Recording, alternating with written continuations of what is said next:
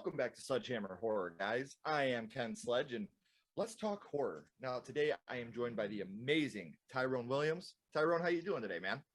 I'm feeling great, man. I'm feeling great. How about you? Oh, dude, I'm doing amazing. I've been looking forward to this all day. We're going to be talking about one of my favorite films of all time, so I'm so stoked about doing this.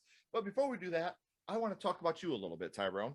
Tyrone is a horror writer and an aspiring horror director, and he's actually working on his own anthology series that he's hoping to get published. Now, um, horror anthologies and me go together like peas and carrots. I love horror anthologies. I think it's one of the lost arts when it comes to horror subgenres. And when done right, a la Creepshow 2, Tales from the Hood, a horror anthology can be one of the best films you've ever seen. Now, obviously, you're writing this right now. Is this something you wish to publish in book form, or is this something you're looking to end up doing in film form?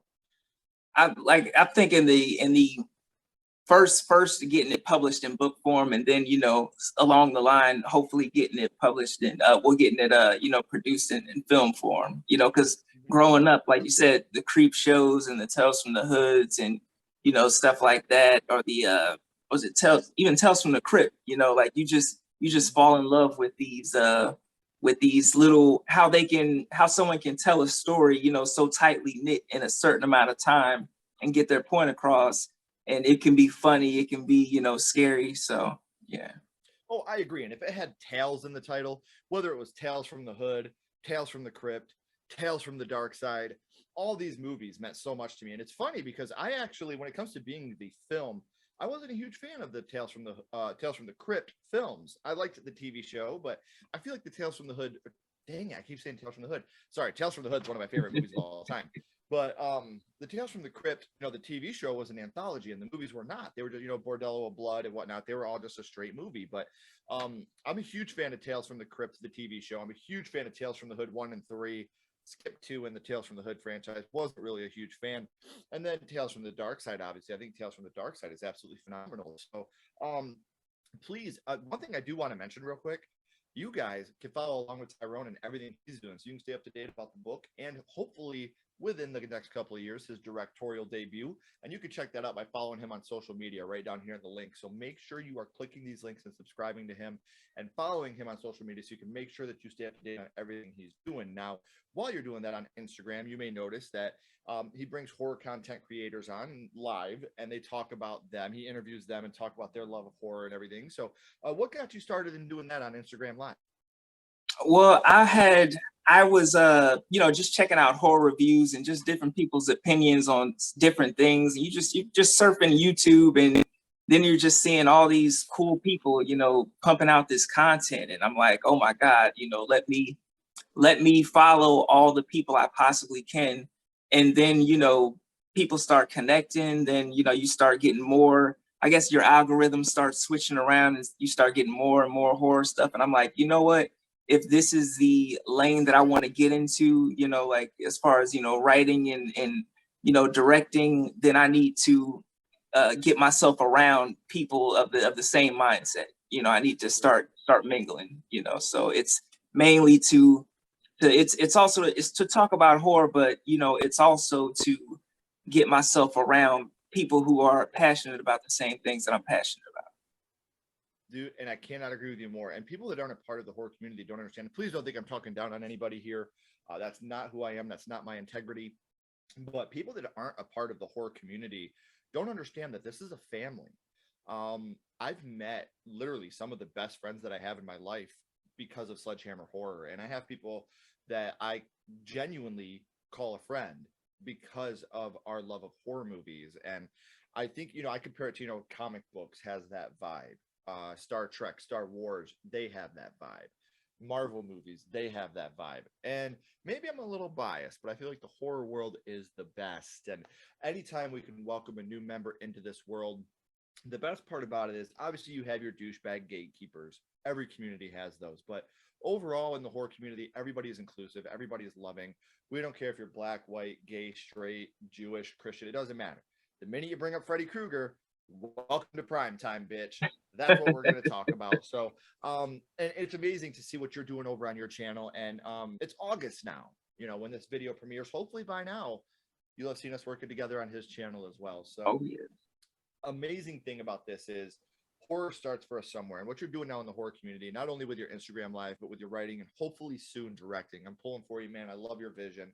I can't wait to read your anthology because, like I said, I'm a huge fan of horror anthologies. It's something that I think it truly is an art to be able to put these different stories together and tell so many different stories within one form of media is such a great idea. And when done right, can be the perfect form of media. Now, before you do that, we got to know how horror started for you, Tyrone. So I want to go back to the past and talk about what got you started in the horror genre, your first horror movie. Oh boy, do I love this. Tyrone, your first horror movie Was Child's Play 2. Child's Play 2. Yes. now, here's the Oh thing, and I yeah. think everybody in my life knows this. Child's Play, hands down, my favorite horror franchise. I think the Child's Play, from top to bottom, is the most entertaining horror franchise in my opinion. Now, when it comes to being the best horror franchise, I'd probably give it to Scream. But Child's Play is a franchise that means so much to me. And while 3 is my favorite, hot take, I know, Child's Play 2 really started a lot for me. So, do you remember how old you were the first time you had seen Child's Play 2, Tyrone? I was about, I had to be about 6 years old when I first saw Child's Play 2. Yeah, What an it was super, impressionable age. super young. Probably wasn't supposed to be watching it, but I think it was one of those times when my dad had left something on the TV and I'm just, sitting there watching it on the couch in California and just soaking up everything on the screen. And I'm like, oh, there's this doll that talks. Like that's, you're a kid, you're gonna connect with that automatically. And then you start to see the horrible things that are going on and you're like, oh my God, it Yeah. does something to you. Dude, and it's so crazy because I think that that's one thing that as an adult, I look back on this movie and I'm like, man, there's a lot of really, really deep tones to Child's Play 2. The relationship between adopted children, the relationship with adopted parents and adopted kids, the relationship of a little boy with the rest of the world after he's been taken away from his mother by no fault of his or his mother's. There's a lot of really, really deep undertones that go along with this movie. And as a child, it's a killer fucking doll. That's all you got to know, and that's scary enough. A lot of the other stuff goes over our heads at a young age, but man, going back and rewatching this film, it's deep, man. There's a lot of deep shit. I mean, Andy's smoking for the first time with Kyle down in the basement, like that's what I love about this movie is it feels real. Like this feels like how, I mean, obviously not the killer doll stuff, but how an adopted brother and sister are trying to maneuver that relationship and trying to learn how to get along with each other. And I think that's amazing. Now, obviously as kids, like I said, that went over our heads. Let's talk about this. Which scene do you think it was from Child's Play 2 that affected you the most? It had to be when they were in the warehouse with the dolls, with all the warehouse full of dolls, and uh, Chucky is chasing Andy up the conveyor belt, with the knife, and it's just the rage that he has on his face because he's over everything, he's tried to inhabit this kid's body for so long, and he's burnt up and he's just like, I want to fucking kill you, Andy. And it's just, I just remember I was just like, oh my God, like that was a scene that definitely stuck with me even as a child. Mm-hmm. Well, yeah, you're right. At this point, he can't inhabit his body now. It's too late. So now, what am I gonna do? Well, I'm just gonna fucking kill you instead. Now, you just fucked me over, so now I'm just gonna kill you. And I think that while I do think Child's Play 3 will always be my favorite in the franchise, I think this is the best third act. It has one of my all-time favorite kills in it when you have the worker trying to help out, and Chucky slashes at him, he falls back on the conveyor belt, and then the eyeballs get pushed into his head. I Oh think yeah. that's one of the best scenes ever, man. Like that's such a good kill. And that's something I really love about the Child's Play franchise too, is how unique the kills are throughout the franchise. So we know which scene it was that affected you the most, Tyrone, but now let's flip it on its head a little bit. What would you say your favorite scene from Child's Play 2 is? My favorite scene would probably be when Chucky has Andy laying down on, I think he's laying down on the floor, and he's just like, "Hey, sport, let's play a little game called Hide the Soul." And he's like, "Guess what? You're it." And then the clouds just start coming in, and he's just, I forget what it's like. Ave, Due, Dembe La, give me the power, I beg of you. Yes, Like man. that scene is another scene that, stuck with me. That's probably my favorite scene out of the movie. And this is the point when you realize that Chucky's back. I mean, we know, but now this is where Andy knows. Like, he wakes up tied up and he knows, oh shit, he's back. And luckily Kyle comes in. He's like, how'd you tie yourself up like that? I mean, like, so we do get that too. And I talked about kills a second ago, but obviously as horror fans, kills is something that we love. We love the kills, and it's something that always sticks with us. Which kill would you say was your favorite from Child's Play 2? Ooh, my favorite was probably when I forget what the guy did, but he was some guy in corporate, and he's driving his car, and Chucky comes out of the back seat and he just puts the plastic over his head. That's another scene that sticks in my head with me, because it's not, instant, like he's holding it over this guy, and he's a doll at the end of the day, and he's got that strength with him. So it traumatized me, I to get say it. the least. And another thing about this is, like you said, it's a doll, and as kids, we're like, should I go to sleep in my room?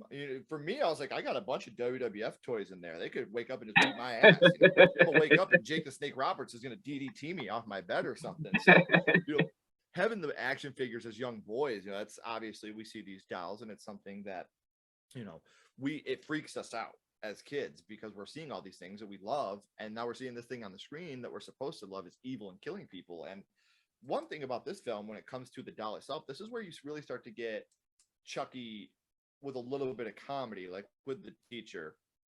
You have the "You've been very naughty, Mrs. Kettlewell," Yes, or yes. even, with the adoptive father.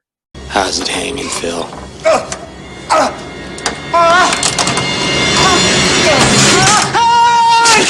And then he pulls him and he just falls and dies. These are the scenes that, really start to make Chucky stand aside from every other slasher. You start to get that little bit of comedy. And, at that point, it's not funny when we're kids, because we're like, oh shit, this is scary. But this is really where Brad Dourif, I feel like, starts to really take over in the franchise. So, obviously, Child's Play 1988 in 2019 got a remake with Child's Play. Now, they can't, even if they wanted to continue that world, they couldn't do Child's Play 2 because that studio does not own rights to the name Child's Play 2. Now, is Child's Play something you would like to see remade again with Child's Play 2, with that story of Andy being continued? Or would you rather keep going on like it is right now with the television series? You know what? I think that I would rather it just keep going on like it is with the television series, because I think, because, as someone who loves the Child's Play universe, and who also, like you, thinks that it's one of the most, like, consistent and, well done franchises, like, there really isn't a bad, or like a truly bad Child's Play movie to me. And then when I see the Chucky series, it's just so well done, and they tie everything in. I'm like, oh my god, like, because I'm watching the show, and I'm like, my favorite, movie out of the franchise is Child's Play 2, and I'm like, oh, they even brought elements of that into there. So I love it. I love it where it's going right now. Yeah, I'm a huge fan. I was sold obviously right from the beginning, but bringing on the cast, bringing back Jennifer Tilly, bringing back Alex, bringing back Andy, and then obviously the new inclusions of the younger kids that I think they did a great job. Devin Sawa did an amazing job. Yeah. So I'm a huge fan of it as well. So that's one thing that I can agree with you on.